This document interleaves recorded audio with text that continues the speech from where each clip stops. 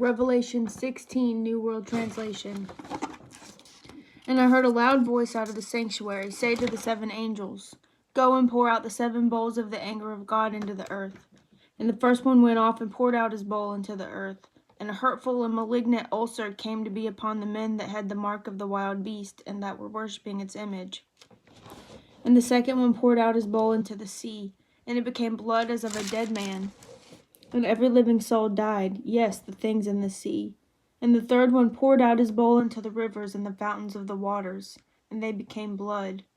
And I heard the angel over the waters say, "You, the one who is and who was, the loyal one, are righteous, because you have rendered these decisions.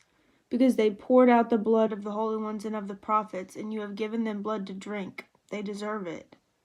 And I heard the altar say, "Yes, Jehovah God, the Almighty, true and righteous are your judicial decisions." And the fourth one poured out his bowl upon the sun, and to the sun it was granted to scorch the men with fire. And the men were scorched with great heat, but they blasphemed the name of God, who has the authority over these plagues, and they did not repent so as to give glory to him. And the fifth one poured out his bowl upon the throne of the wild beast, and its kingdom became darkened, and they began to gnaw their tongues for their pain. But they blasphemed the God of heaven for their pains and for their ulcers, and they did not repent of their works.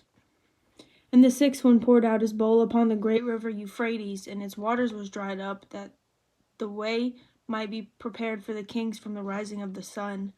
And I saw 3 unclean inspired expressions that looked like frogs come out of the mouth of the dragon, and out of the mouth of the wild beast, and out of the mouth of the false prophet. They are in fact expressions inspired by demons and perform signs, and they go forth to the kings of the entire inhabited earth to gather them together to the war of the great day of God the Almighty. Look, I am coming as a thief. Happy is the one that stays awake and keeps his outer garments, that he may not walk naked and people look upon his shamefulness. And they gathered them together to the place that is called in Hebrew Harmageddon. And the 7th one poured out his bowl upon the air.